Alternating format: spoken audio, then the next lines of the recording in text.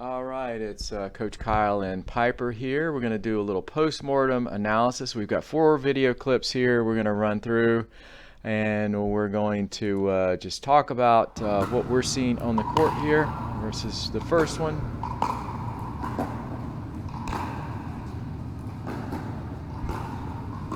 All right, so we're just going to let this play again. Serve, return. And what we're looking for is just a little more athleticism and readiness when you're receiving the shot here. So I'm going to stop it right when Piper hits her 4th, and we're looking and we see just kind of paddle down, feet are a little bit narrow, standing tall here. So if you were feeling the ground a little bit more, it's going to allow you to prepare a little bit better for the shot. So just kind of a little bit late here making the shot. And then if we back this up, let's back it up. So right off the paddle, the trajectory of this looks perfect. So I think this is like a green light opportunity to be moving forward. You're basically reading the result off your paddle, and then you get the result you're looking for, which is the pop-up. But because we didn't really move forward enough, then you're going to have to play this ball, but weren't quite ready because I think he thought it was going out, but it must have hit the line there. Yeah, I think when he hits this drop right here, he knows it's good. So I would approach, like right when you hit the ball, you kind of know whether it's going to be a good shot or whether it's a pop-up. Sometimes partners will say good or high right when they're hitting that ball, just because you kind of know from playing so much, you know whether it's going to be a good shot or bad shot. So I think when he hits this shot and it looks like it's a great drop, you can see this player here bends down the ball, and he's going to be taking the ball from below the net right here.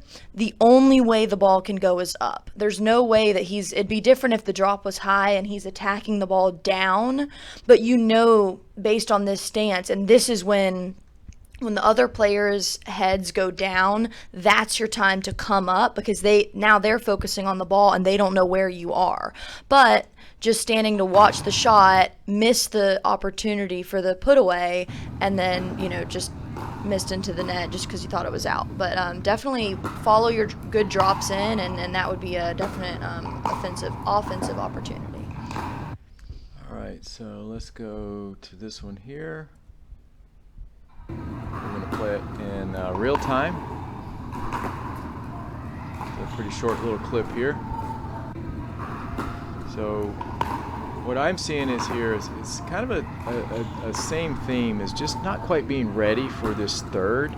So Ulrich goes down the line, and what I'm looking for in terms of timing is when the ball leaves the paddle, and this time between off the paddle and when it crosses the net, I'm looking for my player to go ahead and decide, is this right side of my body, left side of my body, forehand or backhand. So you pretty much know before it crosses the net, this is going to be a forehand. So I would want to see the preparation starting and have that paddle already to the side. But instead, there was late preparation, and then the swing and the shot, and also the footwork, right? So as you're preparing for this forehand, I want you to go ahead and start getting the footwork prepared, get good spatial distance, and get your feet set right so you can make a good clean shot here. Yeah, I think sometimes if the ball gets too close to players, they're a little bit caught up and then trying to do too much all at once. So like Kyle was saying, right when that ball is like hit from the other player, whether it's going to be a forehand or backhand, go ahead and take that paddle back and be ready, so that then when the ball is now at your body or in front of you, because you want to hit the ball when it's in front of you, then you're able to move forward rather than backward. So another thing that I notice is when Nancy serves, let's see, taking a couple steps into the court. A lot of players do this without really thinking about it, but remember the 2-bounce rule, you guys have to let it bounce. So really it's important that you stay behind that baseline so that when somebody hits a deep return, you're not moving backwards. So just a little couple steps into the court, and now the ball's right at your feet and you're not able to move forward. Rather than if he was a few steps back, then able to come into the ball and then go ahead and approach the net. Yeah, it's always easier to move forward. Plus, if you're moving up to the ball, then you've got some forward momentum helping you send the ball versus if you're having to move back. So, always going to be easier to get your body weight going forward. But it's it's sometimes we get a little lazy out on the court and we don't want to move our feet quite that much, but it'll impact your ability to receive the ball. All right, we'll go on to the next one here.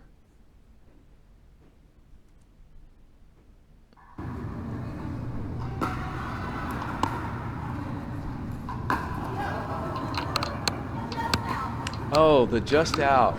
Piper taunting. Oh gosh, sorry. Okay, so pretty good serve. Fairly short ball here that I think you could be offensive on. You know, you're in the court, you're in the middle, you're not stressed, but I think it's the same situation where we're just not quite preparing to receive this ball. So this ball is over the net at this point. So starting to read and react. And I know it's middle, and there is a little bit of indecision on who's going to take this ball, but I think you guys are typically playing forehand middle is what you're typically doing from what I've observed. So as you're going into this, there's just a little bit of late preparation here, and that ball bounces up on you, and then see how it's kind of behind you, and get the paddle face upwards and just out though. Just out. Yeah, and another thing I noticed is like, so right here, can you zoom in? Okay. Well, that didn't really work. Okay. When you are hitting the ball, it is tough when your feet and hips are parallel to the net. With this kind of stuff, I like to drop that back foot so that I can rotate the paddle, because when I'm hitting straight on, the only way it can really go is up. You can't really put topspin if you're straight on to the net. So that's another thing I would do, is kind of drop that back foot, and then you're able to kind of hit a follow through and get some topspin rather than just going straight from low to high. It's usually gonna go out. All right, and I think we've got one more clip here to break down. Yeah,